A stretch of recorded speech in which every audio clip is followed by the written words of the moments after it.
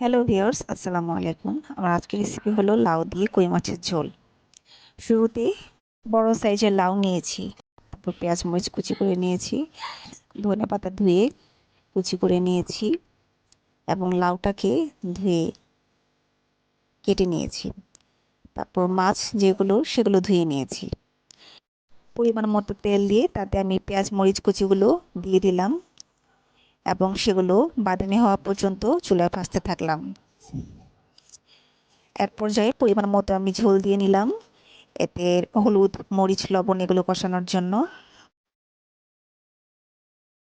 পরিমাণ মতো হলুদের গুঁড়ো,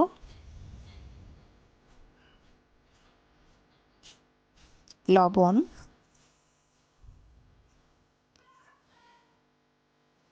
এবং মরিচের গুঁড়ো দিয়ে নিলাম।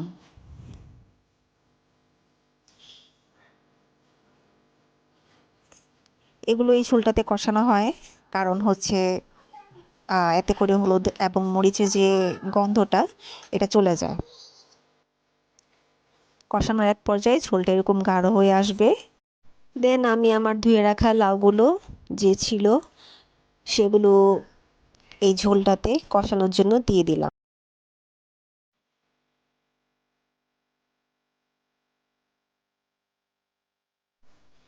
লাউ সবগুলো দেওয়ার পরে আমি ভালো করে নেড়ে চেড়ে মশলাগুলোর সাথে মিশিয়ে নিলাম।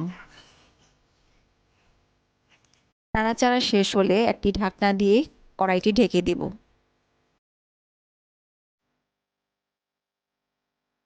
তারপর আমি ঢাকনা তুলে দেখে নিব কতটুকু পরিমাণ সিদ্ধ হলো। ভালো করে নেড়ে চেড়ে দিব যাতে লাউয়ের প্রত্যেকটা টুকরোই ঠিকভাবে সিদ্ধ হয়। এতে এক্সট্রা করে কোনো পানি দিতে হবে না, লাউ থেকে পানি বের হবে এবং এই পানিতেই লাউ সিদ্ধ হবে।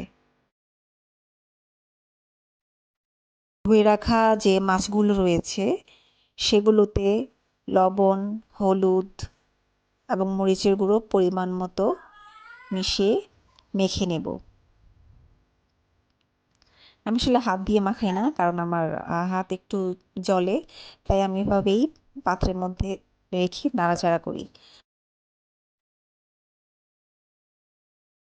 মাছগুলো ভেজে নেব আমি আরেক চুলোতে। আপনি চাইলে না ভেজে মাছগুলোকে ঝোলে কষিয়ে তারপর দিতে পারেন। মাছগুলো ভাজা হলে এতে আমি এগুলো রেখে দিব। আলাদা করে পাত্রে আমি আসলে আর রাখি না।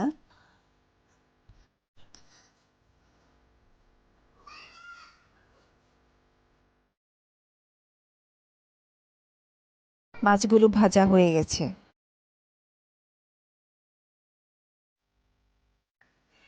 ঢাকনা তুলে দেখে নিব আমার লাউ কি অবস্থায় আছে। প্রায় সিদ্ধ হয়ে এসেছে লাউগুলো।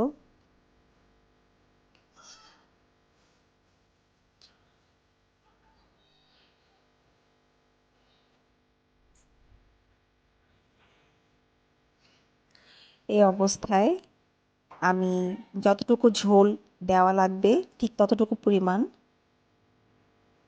দিয়ে দিচ্ছি। তারপর ভেজে রাখা যে মাছগুলো ছিল সেগুলো এতে দিয়ে দিলাম।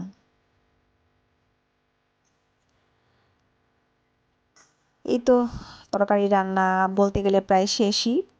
এখন এই ঝোল আপনি আপনার তরকারিতে যতটুকু রাখবেন ঠিক ততক্ষণ পর্যন্তই চুলায় জাল দিতে থাকবেন। এই পর্যায়ে আমার কেটে রাখা যে ধনেপাতাগুলো ছিল সেগুলো দিয়ে দিলাম। ধনেপাতাগুলো তরকারি চুলো থেকে উঠানোর 3 থেকে 4 মিনিট আগে দিবেন, এতে করে ধনেপাতার রঙটা সুন্দর থাকে, টাটকা সবুজ একটা ভাব থাকে। খুব বেশিক্ষণ আগে দিলে রঙটা আসলে একটু ফ্যাকাশে হয়ে যাবে। যাই হোক, এতক্ষণ কষ্ট করে আমার ভিডিওটি দেখার জন্য ধন্যবাদ।